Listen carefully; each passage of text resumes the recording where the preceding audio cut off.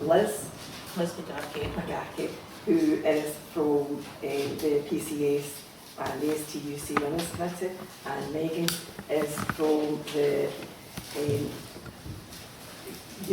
community branch, which is my branch as well.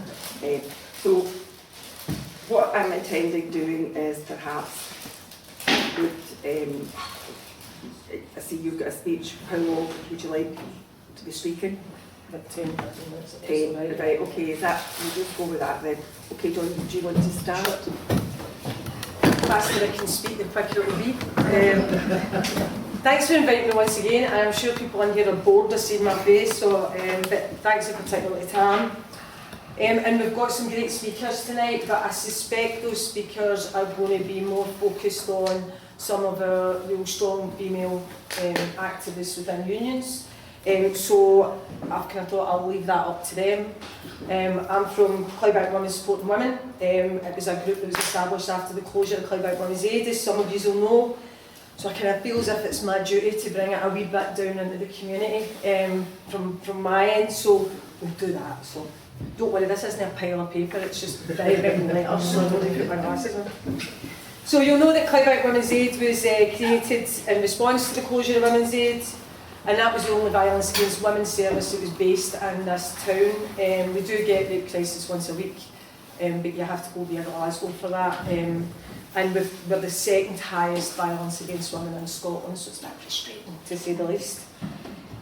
So tonight I thought I would talk about the women that provided that service, and also the women who went through that service. And it's kind of very personal to me because we went into refuge in Clydebank Women's Aid when I was 15, which wasn't 5 minutes ago, but yeah, I can still remember it, which is nice. I don't know how long for. So at 15 myself, my mother and my brother entered Clydebank Women's Aid, and it's only been opened a year. And it had been fought for by a number of local women, many of whom had experienced domestic violence themselves, so women with experience. It started in Faithfully, which is up the top of Clydebank, and then eventually spread it to the lower Clydebank. In 1981 it was finally funded, and in the first decade of that service, 700 women and children used Clydebank Women's Aid, and they had 6 spaces, so there's a couple of indicators in there. At that point it was refuge space, it was the outreach, so it gives you the kind of scale of the needs, but also it gives you a kind of idea of how quickly women and children were going through the service. So on average about 3 months before they get a house, and now in Glasgow they're getting told if they need more than 2 bedrooms it's up to 7 years. So the refuge blocking, which is a horrible term, but that kind of thing is a major problem, and women for Clydebank are now having to go to Glasgow, so you can see where that's building up. So by the time we arrived, it was established, but it's still fighting for survival. But the reason I wanted to talk about it, because I thought about, oh, you could talk about this, and I thought, no, I want to talk about women and children in our community, well, women in our community, because they were absolutely amazing, and it was the most amazing experience. For the first time, workers had acknowledged the reality we were living in, ongoing tension and violence, the crushing of hope, and the growing unhelpful coping mechanisms we were having to adapt because there was no other alternatives. And my coping mechanism, which was wonderful, was I had a wonderful skill of being invisible, so that was really useful. No bullying for me at school, except sorry. But the moment these workers accepted our reality was a light bulb moment. It politicised their experience and laid the blame firmly where it should be, which was with my father. The lifting of that shame, and we've been talking about that recently in the media with Giulio Pellico's case in France, would only be achieved through a political approach to our individual experiencing, acknowledging the connections between patriarchy and hierarchy, that not only prevents women and children from recovering, but also creates the actual environment that allows domestic violence to exist, and avoided identifying domestic violence as unique to my family, so we understood it better. And those workers worked tirelessly. They were always available, without crossing boundaries. They continued to fight for funding until the day they closed. They created a new narrative around violence against women, and they had an abundance of knowledge that has outstripped any other worker in any other sector since then for me. Not because other workers don't have an abundance of knowledge, but the stretch across all the needs of women and children who experience violence is just so huge. So in the last year, Clydebank Women's Aid were working with trafficking, they were working with women in prostitution, working with domestic violence, working with rape and sexual assault, because they were only basically the only service in the area. Within weeks of entering Women's Aid, the teachers in my school, St Andrews High School, which is no longer there, were referring to me as the Bolshevik, which was pleasant. But that was because I was no longer invisible, and it was only a matter of weeks. And I was learning the political element of our oppression of women and children, in particular them who were in work class, so that I was starting to understand that.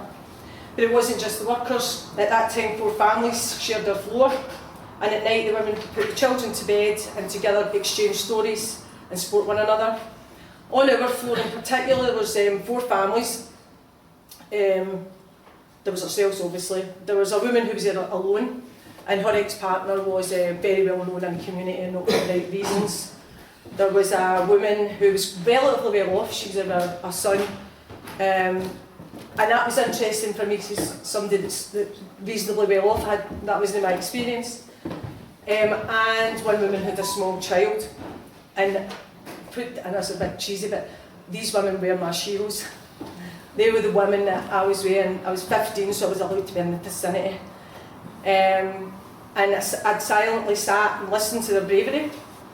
The bravery in the face of violence and abuse, the bravery of leaving, knowing this would be the most dangerous time for them and their children, and the bravery in the face of services that did not or would not want to understand what they'd been through.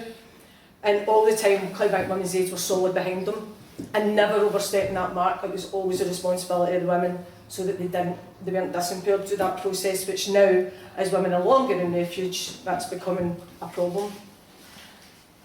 But navigating a system that best ignored women and children in their situation, and at worst undervalued their right to safety, which was our experience. Because Women's Aid wasn't just a support service, and it never is, it was a movement. You had a choice in running the service when I was there, even I was included in that. I were asked for my opinion. Moving from the hierarchy of domestic violence into an environment where everyone was valued, allowed you to breathe for the first time. And having support from workers who understood the system was broke, but determined to navigate it, gave you the skills and attitude to demand better. Having a political understanding of violence against women helped you to look outward rather than punish yourself inward, which many women survivors do. And women support women in an environment where society protects men's rights to exploit the power that's given to them by an unequal society. But the big thing for me is that Clydebank Women's Aid was the last true Women's Aid collective, and it's gone. That was July last year, and there is still no service in Clydebank to bridge that gap. I was actually talking to Dumbarton Women's Aid the other week, and it's just not going anywhere. Tonight, the Clydebank Trade Union Council, who's been so supportive throughout this time, has brought us together to celebrate women, particularly in the trade union movement. But I have to ask, and it has to be asked, where is the trade union movement in relation to violence against women? Single-sex spaces are at the core not only of recovery, but also to the movement that strives to challenge the very structures that cause violence against women in the first place. Clydebank's Women's Aid held on to their principles of single-sex spaces against the position of most trade unions, it's got to be said, the official position, who should have been there to protect them as workers. But last week I attended another International Women's Day event, which is lovely, and a speaker there asked everyone who was a member of a trade union to raise their hands, and it just wasn't good.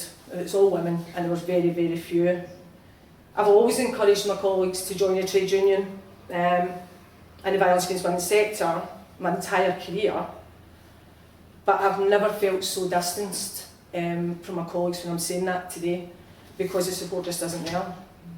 And I'm not saying this to be critical, because I think we're all moving forward now.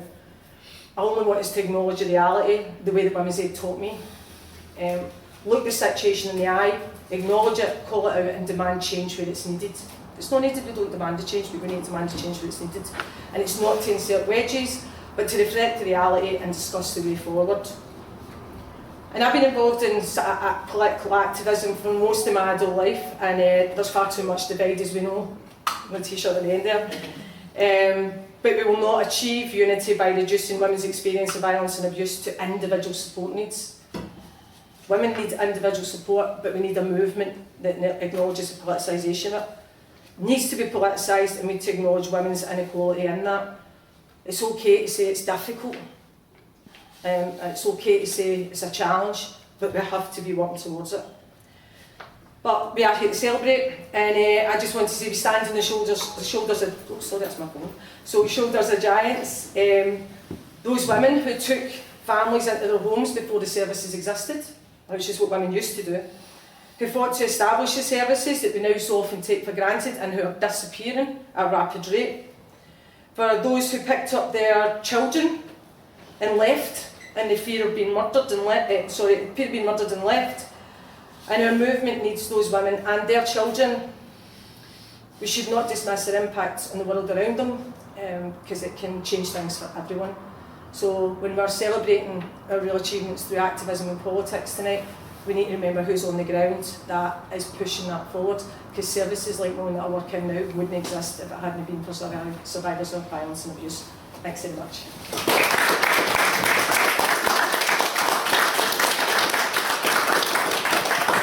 What I'm intending doing is letting member speakers have their say first, and then I'll take questions if there is enough comments from the floor.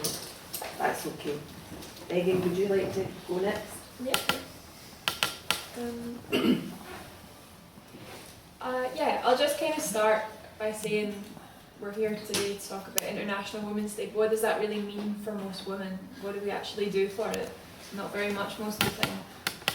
I remember in my first job, I was an apprentice at like a ship management company, so there was all these like Eastern European men who gave you a lot of work and gave you a lot of a hard time really. But on International Women's Day you would get all these emails saying Happy International Women's Day, all these kind of like corporate feminist slogans that would just be a one-off kind of show of you know, I've done my bit for feminism now, and then go away and never say anything about it again. And then you would work for another 8 hours, and then you would go home and then, you know, do your usual chores.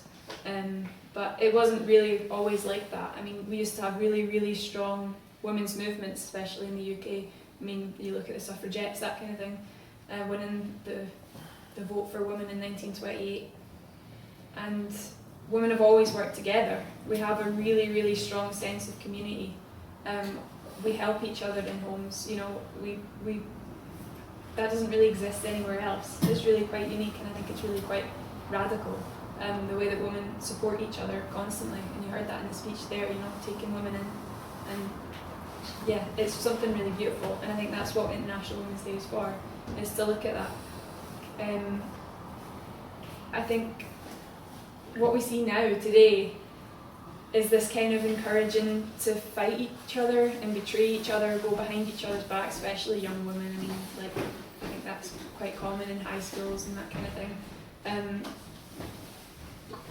It's this kind of plastic corporate feminist girl power that's sold to you, when and the reality isn't always the same.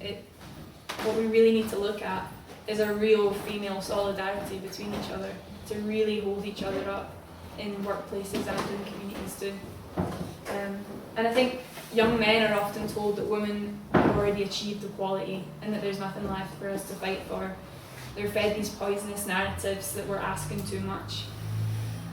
They're more and more isolated into all these digital forums where they just resent women, and they think of them as this kind of mystical group. They other them, and they're turned into this kind of object of hatred for them.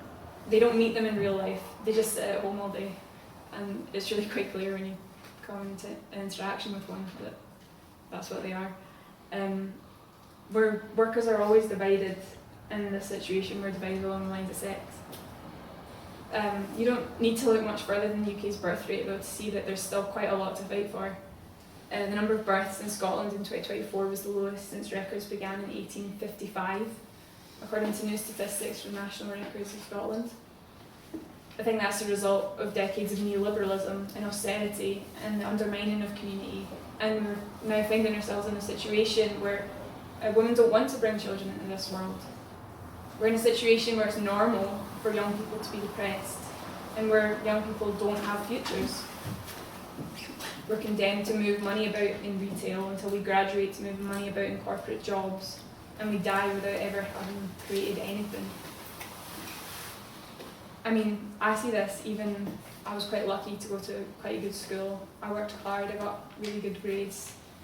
I found myself in university working towards a degree that I kind of know won't really get me a job at the end of things. It's really quite depressing. Are themselves perpetrators of the types of violence that we claim to be protecting us from? I've attended counter demos in Falkirk outside the Clydebank Hotel, where I've witnessed vile language and abuse towards women. When we had a panel of all women speakers, a man from the other side came over, grabbed the mic off the woman who was speaking, pushing another woman out the way, protecting women and children. I don't think so.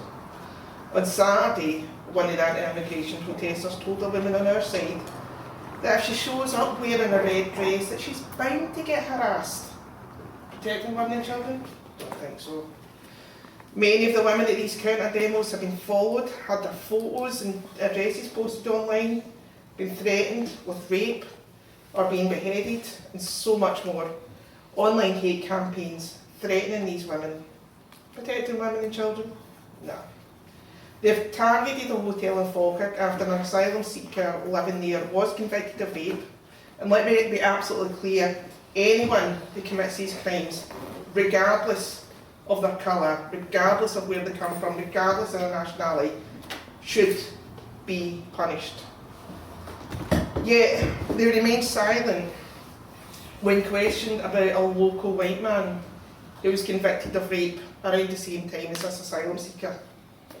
Even the local Reform councillor, when she was interviewed for STV News, refused to condemn the local white man because she claimed she knew nothing about him while condemning the asylum seeker.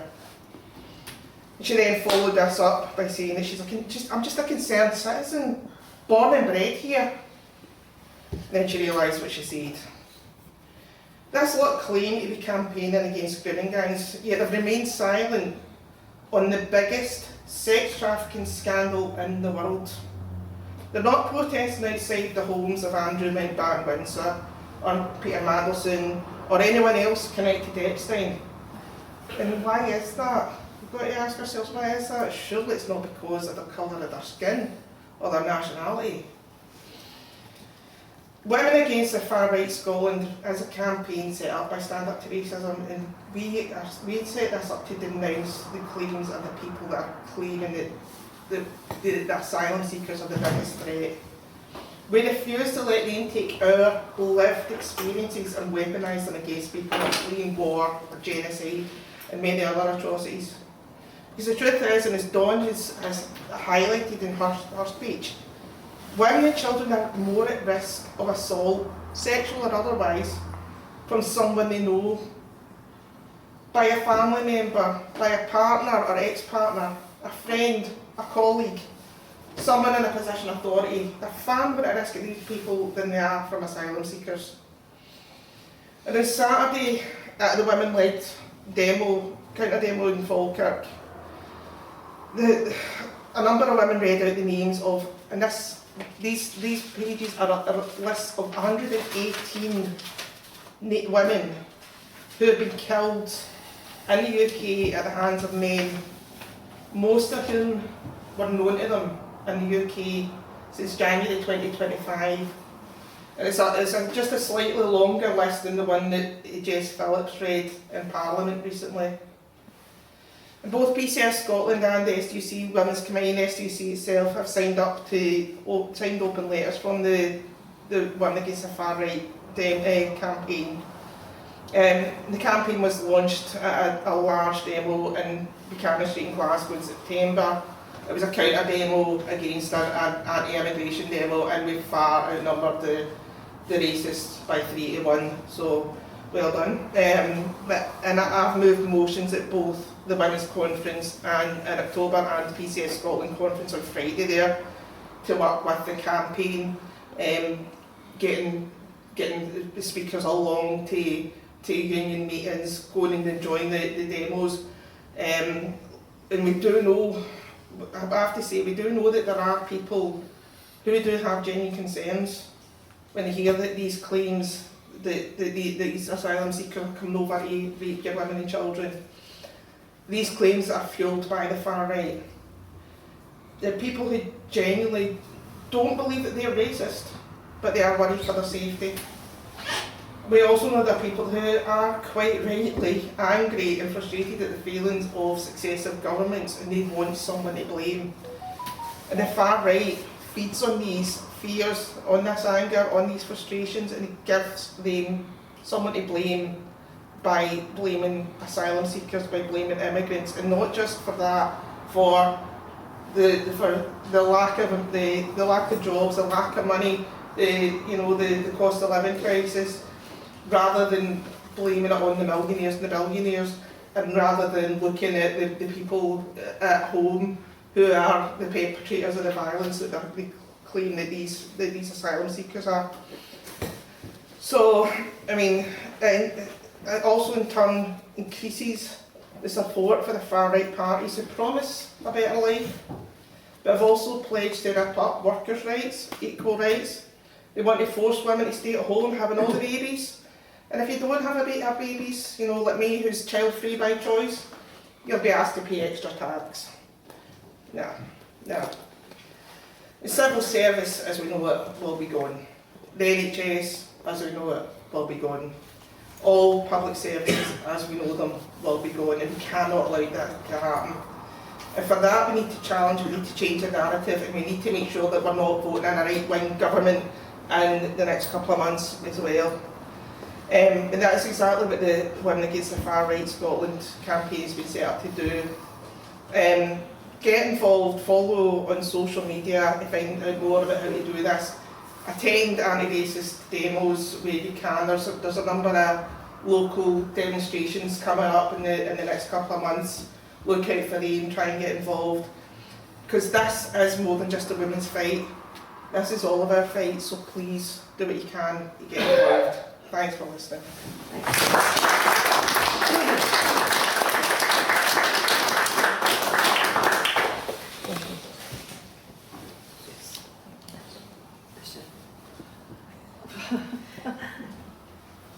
Is Linda here?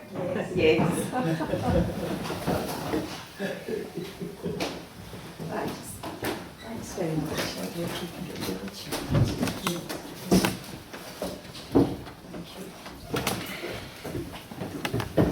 Hi everybody, sorry I was a few minutes late getting here, so thank you so much for inviting me along. I'm Linda Sommerville, I'm the Deputy General Secretary, one of two Deputy General Secretaries at the STUC. And I'm actually really delighted to come to a public meeting because I think public meetings are very much missing from our political landscape. I grew up on a diet of public meetings and the paper sales, I'm not telling you which paper. But I do think that it's really important because it gives us a space for people to debate and come together. Sometimes it's where the best campaigns start, sometimes where it's you make friends and network. So I'm really delighted to be here tonight. I was asked specifically to come along and talk a bit about International Women's Day and its history, and I'll do a little bit of that in brief and in the passing. But we always say at the STUC that we're a movement going forward and we're not a monument, so we're not stuck in the past. So I think it's just as important that we look forward as well as back. But we'll never forget that the seeds of International Women's Day did grow out of the labour movement, and many people here will know the story and some of the characters that we read through our history books. It's interesting as well when you do read about it, because the women that I grew up believing who were revolutionaries and socialists, when you read it in some of the other papers or articles to do with International Women's Day, they're always called feminists, and they're never really quoted in their economic terms about how they wanted to smash the system. It's only just about kind of their feminism that comes forward. The origins of International Women's Day emerged from thousands of women marching through the streets in New York to demand shorter working week, better pay and the right to vote. And for centuries, although not always recorded in our history books, working women have fought an array of battles and challenge injustice, inequality and the patriarchal system that we live under. It's often unseen. And there's probably been women from this town, from neighbouring towns that have led all kinds of things, and yet their names won't be in the history books. They probably won't be in the newspaper articles of the time, and you might even have to dig to find them even online and social media as time goes forward. International Women's Day presents us with an opportunity to celebrate, I think, the struggles that women have had and the wins that they've had, but also I think it gives us an opportunity to look at what those lessons were from then that are still important to us today. So the late 1800s, women around the world campaigned to have the same decisions that impacted them, and that was really around the right to vote. And I think it's one of the things that we can reflect on today. It was first given to women in New Zealand in 1893, and people were inspired the suffrage movement in Britain, which then went on, as you said, for women to then have the vote here. But I think the thing about having the right to vote must have been so symbolic and hugely important. For us, it's only part of your democratic right, because voting is very transactional, I always think. Politicians will ask you for your vote in exchange. They will promise you something for that vote. And for women, they'll promise perhaps public services, more childcare, all too often things that don't materialise. So it's only a part of your democratic right, I think, to have the vote. Because going there every 4 or 5 years, depending on what it is, isn't really enough. And holding people accountable in the time in between is what's important. And we can only do that, I think, if we're organised. And by 1911, the international movement had grown, and over a million women marched to the first International Women's Day. So the concerns of women, though, then and throughout the following decades haven't changed a lot. I mean, they're still around the issues of access to work, better paying conditions, and if you compare the demands of most of the feminist literature that there was around, which was called militant feminism, interestingly now, in the 1970s, if you compare the demands then to any agenda from women's organisations now, there's one thing that's normally missing from the set of what those demands are, and it's something that's actually been dropped. Because in the 1970s, women's organisations, most feminist organisations, demanded free 24-hour childcare. And nobody really talks about that anymore. Somehow that's been dropped off the agenda. But all of those pamphlets that you look at, they tend to compare the same thing. So the arrival of the United Nations Commission on the Status of Women in the 1940s, and all the later policies that we've seen in legislation, both in the UK and across Europe, that have seen women's rights as part of our human rights framework as well, would make you think that issues have now been sorted, women's issues have been sorted, and everything should be fine by now.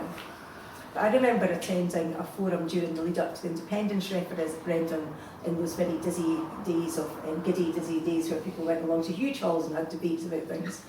And women's rights were being discussed there, in the kind of context of human rights. And one of the delegates put her hand up and she says, "Can you tell me what shop I go into in my high street to get my rights, please?" Because it's true, they're just like employment rights, they're absolutely meaningless unless you have a way to organise to get them. You know, it's the same as in the workplace. We might have legislation that is to prevent sexual harassment, that is to prevent unequal treatment, that is to prevent discrimination, but it's not going to mean anything because you can't phone the employment police and say they're about to break the law, come and stop them. It doesn't work like that. Everything is done, the event takes place, and then you have to go back and get some redress to that. So all these things will only happen, I think, if women organise, and we've seen some really, really important victories in Scotland in the last 10 years or so. The EIS Value Education March and their significant pay rise. Again, the EIS, predominantly women members, just last week on Friday getting a deal as well, which means that their workload will now be addressed, which should have been done years ago by the government when the SNP said they would do that in their manifesto. The equal pay strikes that we had across Scotland are still ongoing, but particularly in Glasgow City Council, again, women workers, and the rights to make period poverty a history in Scotland and implementation to the first country in the world of free sanitary provision. So these are things that women have organised in their trade unions, their communities, or through political campaigns for that to happen. And the backdrop to this across the UK, and we've touched on it slightly at some of the points that people have made earlier, is the kind of wider point about austerity and how it impacts women. Everyone here will either be struggling themselves or know family and friends that are struggling with rents, mortgages, food inflation, bills, whatever.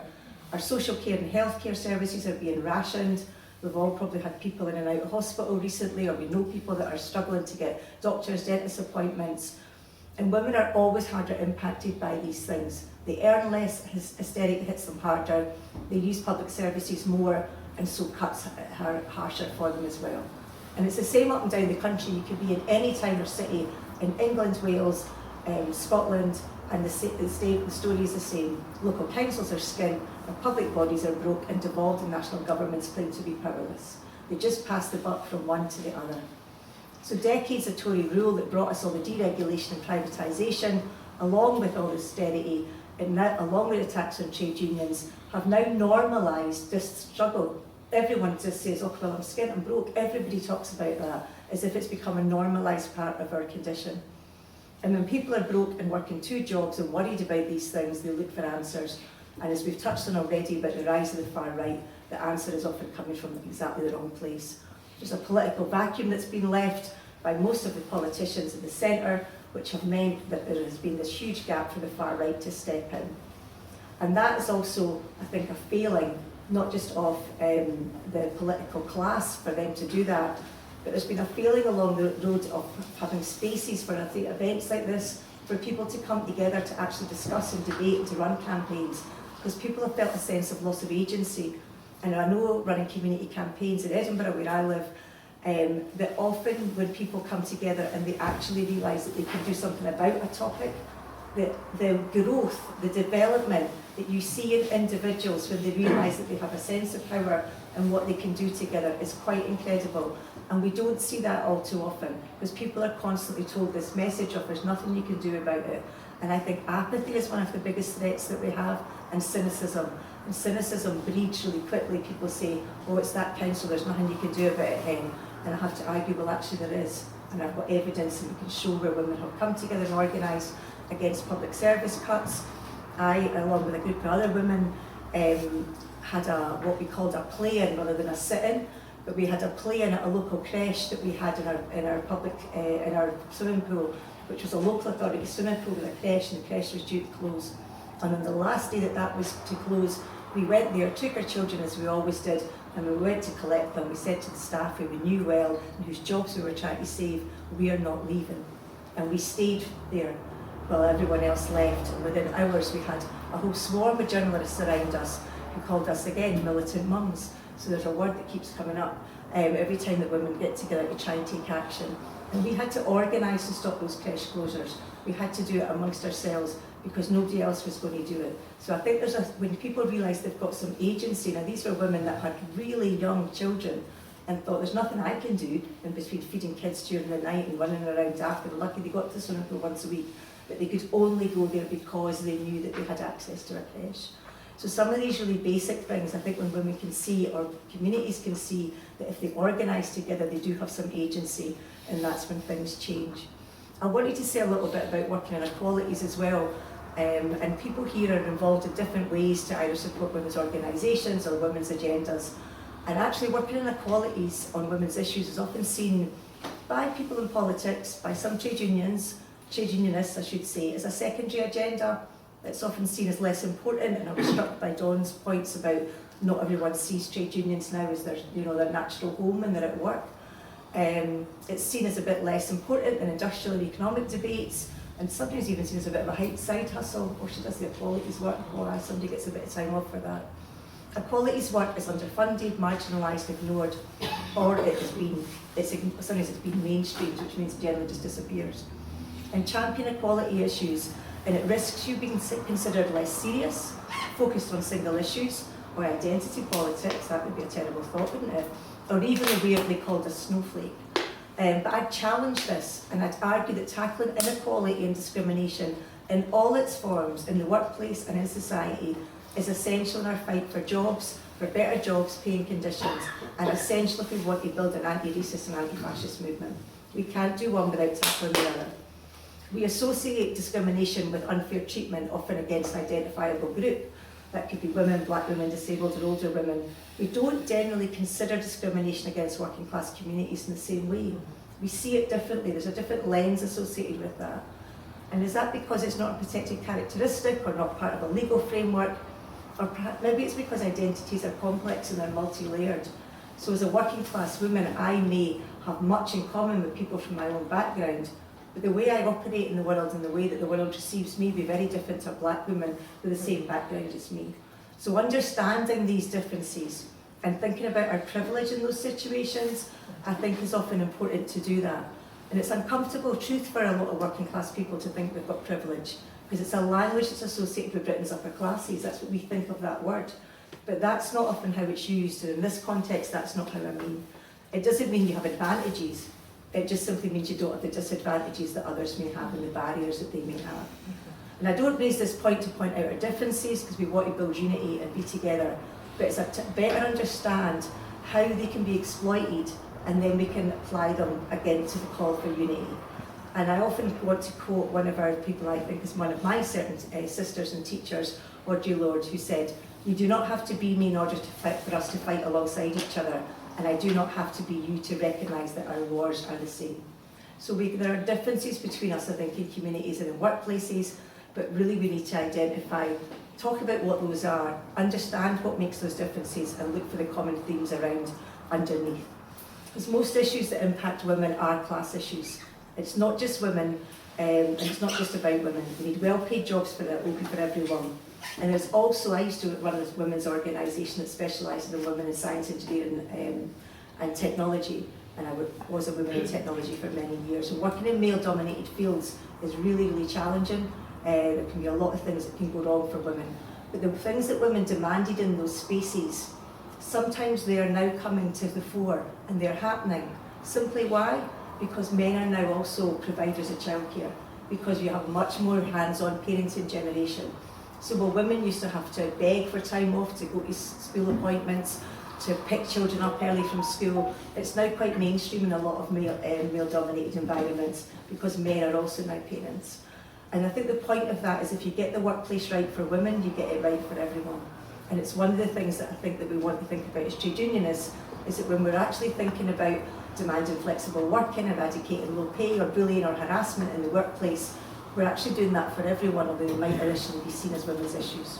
And it's an old slogan that a women's place is in our union, and yet, as it's already been noted, it's no longer sometimes seen as automatic for women to join. So I do believe it comes back to organising, and whether you're running a campaign in your workplace or your community, campaigns bring people together, activity brings people in, people are excited, they go, what's going on over there, I want to be part of that. Organising is actually about relationships, it's not about designing great social media, it's not about having a voice that carries across the room. Organising is about relationships. When people actually sit down and work together, there's a great study that was done by Dr. Harry Hahn, who is a professor in the States, and she looked at a long-term study of why people got involved in activity and why they actually returned to those things. And she looked at a really, really challenging space in America, and sadly but potentially coming more so here, which is around abortion, and the anti-abortion campaigners in the States. And she found that a large percentage of them had previously been either neutral on that issue or pro-abortion, but they were now actively standing outside healthcare providers and campaigning against abortion. And when she drilled down into what that was about, some of them said, well, I moved town, I met someone at work invited me along to a meeting. Now, we've all made a mistake, we've all went to the wrong place and went, Christ, I'm not going back there, right? But these people went back again and again and are now actively involved, and it was because they had built relationships. So organising is about relationships. And sometimes I think, particularly for women, you can be put off by thinking it's about intellectual theory that appears that only men in the room understand, and that isn't the case. It's actually about us building relationships, identifying issues that are common to us all, and organising to win. Thank you.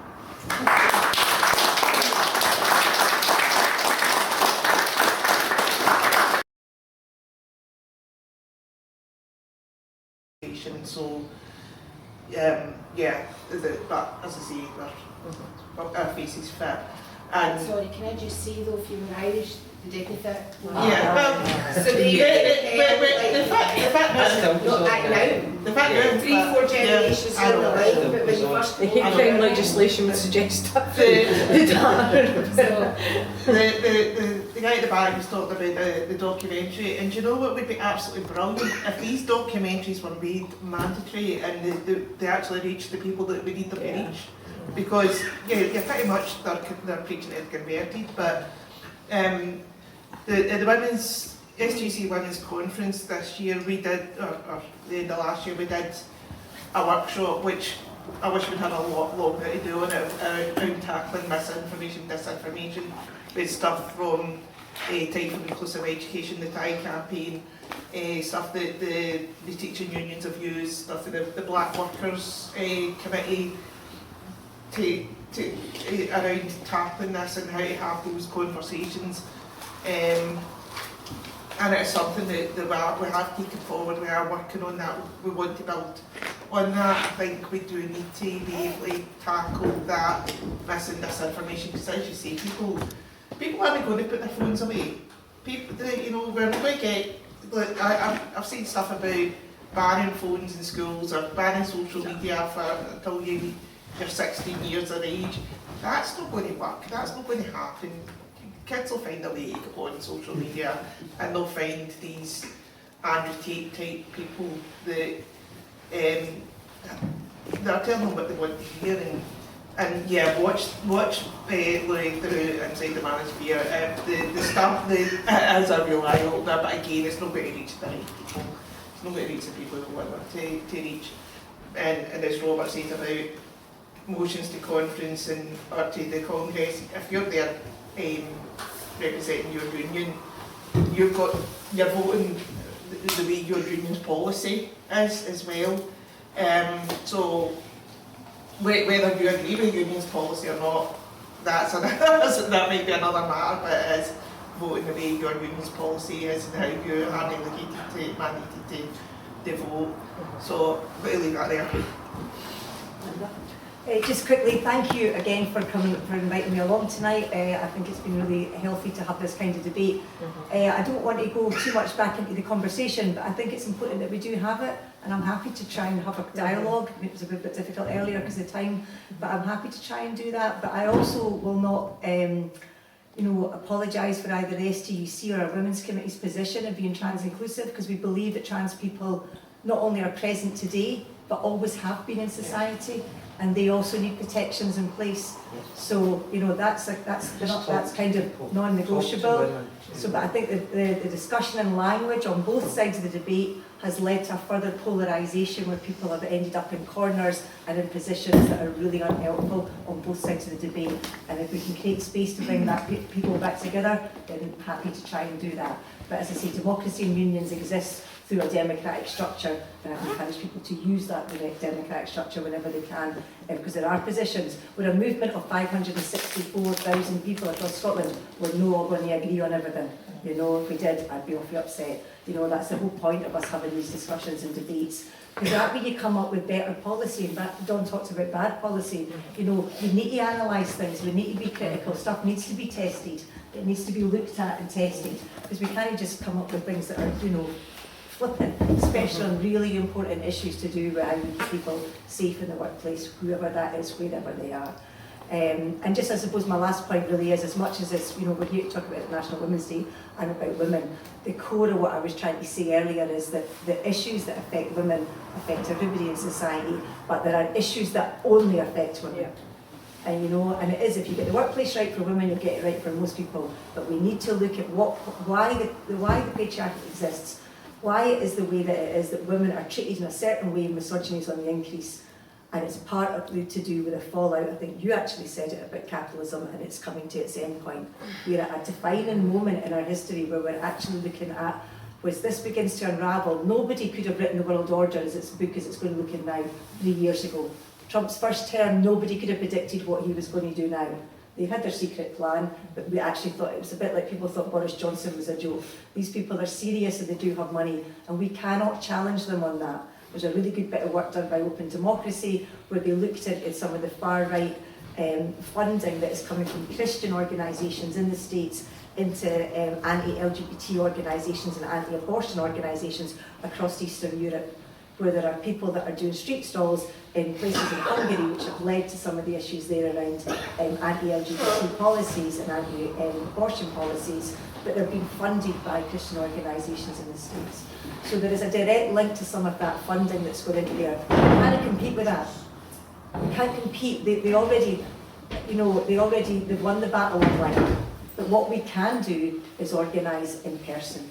And what we can do is organise in our workplaces and our communities, because that's a strength that we have, and we know how to do that because we've decades and centuries of learning about that, and that's what we will continue to do. Thank you. Megan?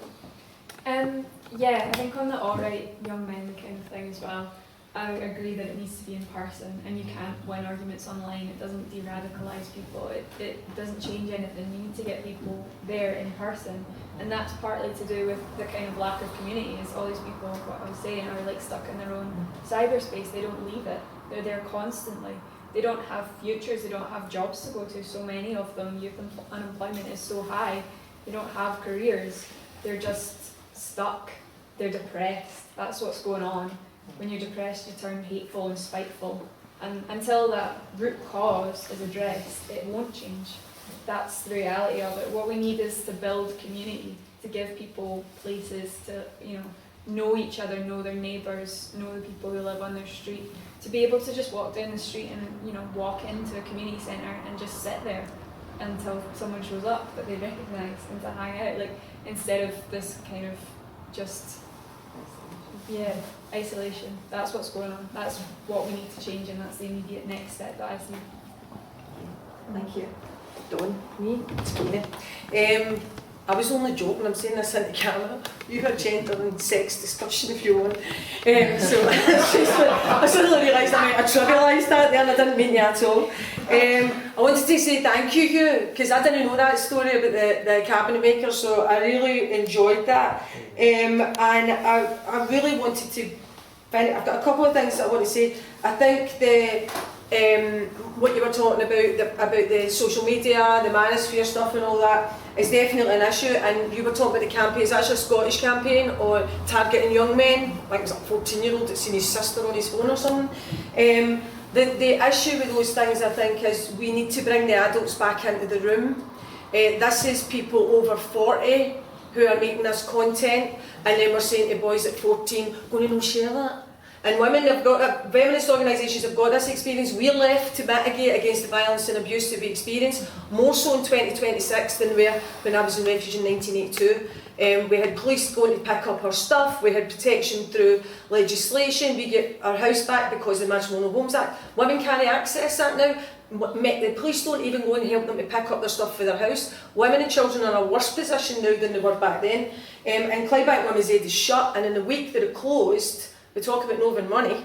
Now, Clydebank Women's Aid shut because a £45,000 cut was the last one, and that week they approved a budget for a statue for witches down in Dumbarton. Now, what the hell is that about? Just appalling, absolutely appalling. So, being clear in what it is we're talking about, being the adults coming back into the room, the issue that we've got just now with the discussion about sex and gender, the Violence Against Women sector direct services are very, very clear, and Glasgow is very, very clear in their position.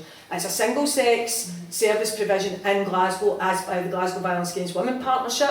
They're very, very clear on that. No one disagreed with that apart from one person, and that person has now left that group. We're very clear that single-sex provision is vital, and it's vital we get that policy right, because as a funded organisation, we've got funding regulations that we have to go by, and we've got safety regulations and risk that we've got to go by.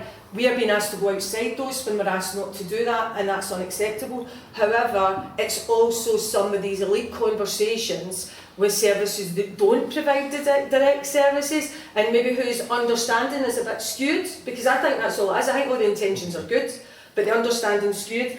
That's where the dilemma for us is coming in, because a lot of the direct services don't agree with what's been said in these elite conversations with national services. So it's not just, I'm saying bad policy, I'm not just talking about unions, I'm talking about across the board, and we need to have those conversations. The MSPs have been particularly badly behaved. That includes women as well as men. And a lot of people during this debate have been saying, oh, it's young captured women. I know you're only saying that. But I was like, it's MSPs over 45 that are making this mistake. Do you know what I mean? The adults have to come back into the room. And the adults in this room are here. And we have to figure out how we get those other adults engaged.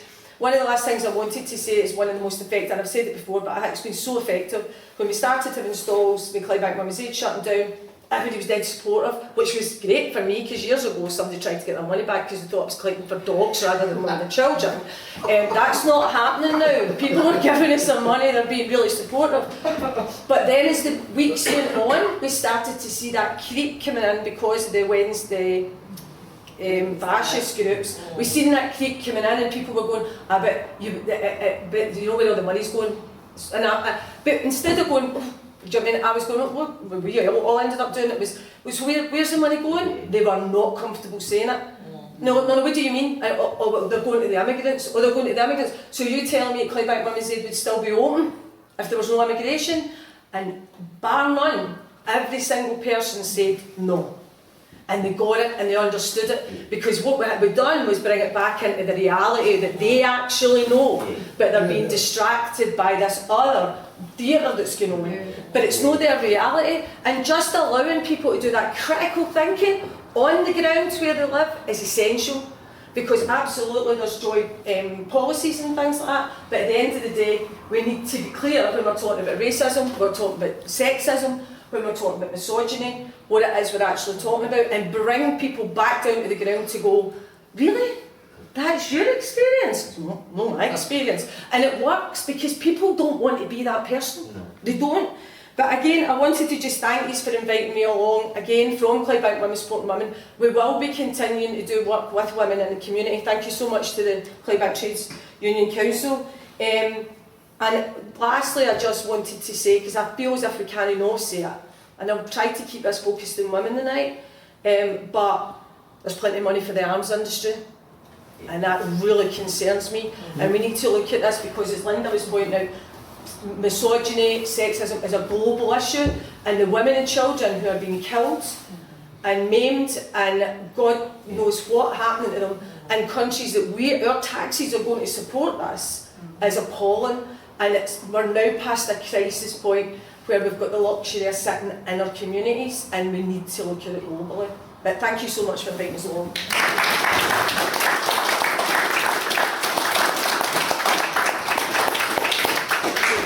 Can I just thank Liz, Linda, Megan and Dawn for being here tonight, and thank you for being here tonight and for contributing in and into the debate and the comments and whatever else. It's been interesting, it's been thought-provoking, and I'd like to thank you all for coming along tonight, and obviously to the Trades Council for organising this and for trying to get more meetings like this to try and let people know what's happening and what's available.